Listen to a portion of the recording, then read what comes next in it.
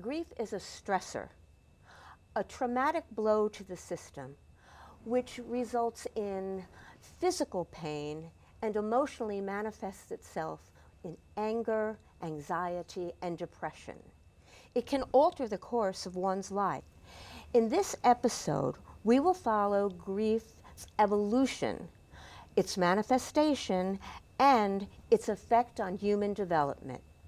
With me again this afternoon is Jamie Losakoff Kent, a licensed clinical social worker who has over 20 years' experience in grief counseling. Welcome, Jamie. Thank you. Jamie, what's your reaction to those who say that grief has finite stages that you go through? Well, there is a theory called stage theory. It was originally developed by Dr. Kubler-Ross to describe stages gone through by a person who is facing the end of life. In grief, there's not an end point per se.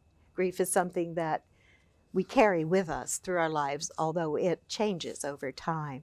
So the feelings, the emotions that she describes in the stage theory, like denial, anger, bargaining, depression, acceptance, all those things are part of what a person may experience. But it's not a linear sort of checklist of I'm done with this stage, now I'm going to this. It's more of feelings that come and go, emotions that can be triggered by different experiences. And so we're moving through that over time. And some people will express it as waves.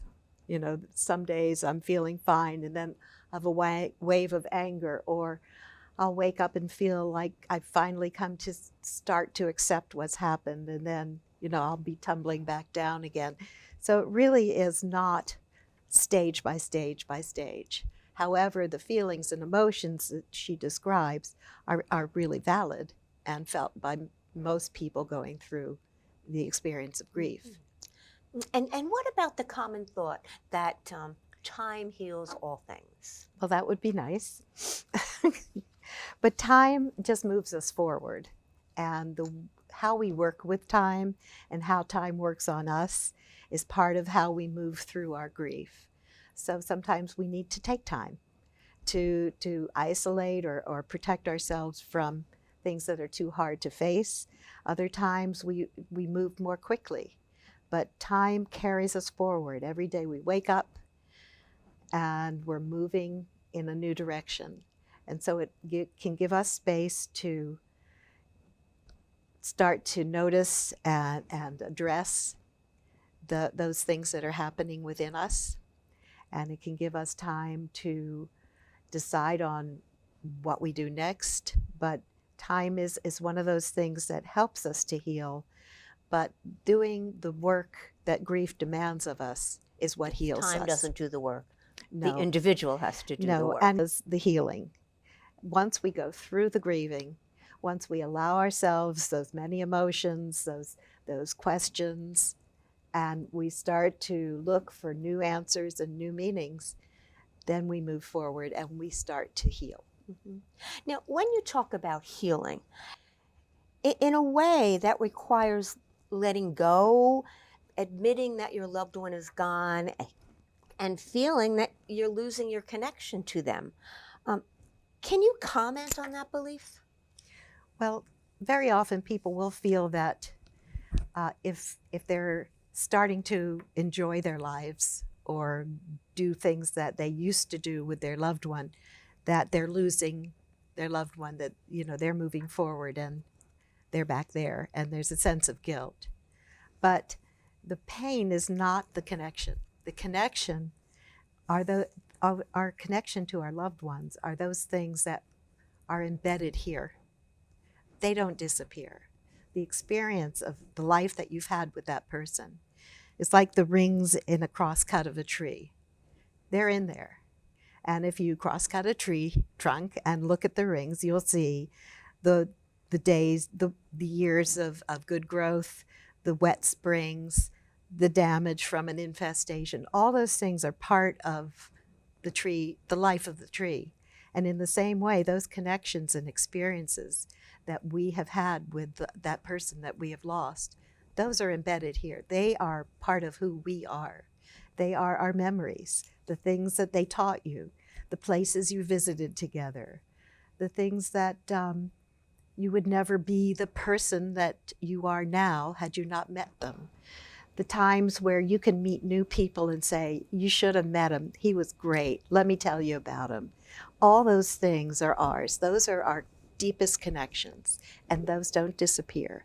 So when we come to a place where we can say to ourselves, it's, I have to say goodbye. I know this person is gone from my physical life, but there's the soul, the deep connection that is always going to be with us as our life continues to grow, just as the tree continues to add more rings. We don't leave them behind in any sense. We take them with us as we journey forward. Jamie, what are some of the rights a grieving person should claim for themselves? That's a good question. And I think there is such a thing as grievers' rights. I think number one, and most importantly, is people don't need to understand your grief, but they do need to respect your grief. Everyone does grief in their own way. Everyone is grieving a specific loss and a specific relationship. They're in a certain place in their lives. They bring with them to this loss all their experiences and all their foibles and all the problems that they've had through many different times. So it's going to be very individual. And so a griever has a right to express themselves in the way that they feel is going to be most helpful to them, to be able to ask for what they need, whether it's I need to be left alone for a while, or I need connection. Would you think about calling me once a week? That would really be great. They need to be able to tell people what is and isn't helpful. And sometimes people with the most, honest and caring thoughts are not very helpful. So it's important to listen to the griever and let them tell you what they need. It's a griever's right to tell the truth, to refuse to tell the story to just anybody. You meet some neighbor from down the street in the grocery store, maybe you don't feel like telling them the last days of your husband's death from cancer. Mm-hmm. Maybe that's not what you want to do. They're allowed to make decisions based on their needs. When the family comes and says, we need to move out all of Grandpa's stuff, you say, no, I'm not ready to do that yet. I need to hold on to some things. To make decisions in your own time. To ask for help, to claim your own meaning, what it means to you, and to express your sadness, and not worry that your tears are going to bother somebody else. I remember a client once who, she had sons in high school, so she was very busy. She worked full time. So every day she would get on the metro. She lived in the Washington area. She'd put on her earbuds, pull out a book, and cry all the way to work. Because that was the time she could let loose, and she didn't care what anyone else was thinking. And that's perfectly fine. That was how she was able to release. And you don't need to worry about that. You do what you need to do in your own time. And I think that people need to understand that about grief, is it doesn't follow rules. And you may be ambushed at the strangest times. And you may not be ready for full social awareness. You may need to just cut back a little bit. Mm-hmm. But it is important that a griever can express their needs and that people listen instead of telling them what they need to do. What has to happen to facilitate the healing process? Change is in many ways an organic process. Every day that we wake up, life is moving us forward and things are changing. For some people, they'll even create a checklist, and the first thing, especially when you're grieving a very terrible loss, the first thing on the checklist is get out of bed. But even that is a step forward towards healing. And so healing is not like being cured of a cold or your skin closing up with a nice, neat scar. Healing is a process that takes time and is related to or connected to our allowing ourselves to experience grief. So as we go through the grieving process and we brave those waves, the big ones and the small ones, and we continue going on and on, we start to be healing. We start to heal ourselves. That doesn't mean that the grief is gone, but that our lives are continuing on, and that's what heals us. So with courage, and courage it's a funny word, because being courageous is not, does not mean that you're fearless. Courage is kind of knowing your fear and doing it anyway. And it takes a bold step every once in a while. And people will sometimes say, I'm feeling very stuck. I don't know how to move on. And sometimes it's just important to kind of allow yourself that next little hop and see where that takes you. And it may not be the right place, and you may need to back up. But following the threads of interest, things you've enjoyed, things you've been curious about, sometimes that helps a lot.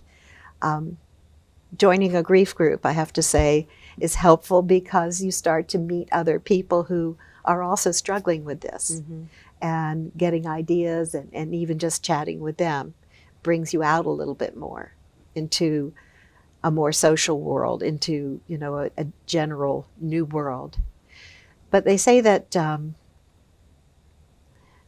getting beyond the intense grieving that usually we experience in the first year to 2 years is like moving to a foreign country. Mm. It takes time. You don't, to understand the language, to figure out the money, to know which bus to take, to understand the different culture. All that takes time, 3 years, 5 years. And so grief and healing is a slow moving process. Takes much longer than people think. Mm-hmm. And acceptance of the loss is the same way. It isn't like one day you wake up and say, okay, done. It's gradually noticing that where you used to get up and pull down 2 mugs for coffee, you now realize you only need 1. And then one day you just naturally pull down the 1 and you don't think about the other anymore. That's not that you've lost that person forever. Starting to understand your new reality and that you are moving forward with your life, mm-hmm. which is what they would want. Right. They want you to live your life fully. And that's what you're doing as you continue to move forward. If you could tell a person who's grieving one thing, one final message, what would it be? Well, I would say several things. First, be patient with yourself, with the feelings that come and go, with this experience, and know that it is an important and life-changing experience, and to be curious, to really understand what's going on. We need to sort of say, I wonder why that's coming up, or how is that feeling, and what do I need to do about it? And the other thing I would tell people is make sure they're taking care of themselves, because grief has that physical manifestation as well. Everything from broken heart syndrome to lowered immune system to all those other things that we can fall victim to. It's important that you're watching that you're getting rest, that you're getting some gentle exercise, that you're drinking water, that you're eating fairly nutritiously, and that you're not losing your connections to others, because those are vital. We are human beings. From the moment we're born, connection is what we thrive on. And so that is what I think I would tell people. Thank you, Jamie. And thank you for watching. If you are suffering from a loss or grieving, there are many organizations that offer individual and group counseling. In the Bennington and Rutland County area, VNA Hospice of Southwestern Vermont offers grief support groups. You can reach out to them at the following number. I'd like to thank Lori Rogers and Jamie Lasikoff-Kent for their participation in this program. I'd also like to thank GNAT, Greater Northshire Access TV, for their technical support and the use of their studio. So, goodbye, stay well, and if you need help, reach out for guidance and support.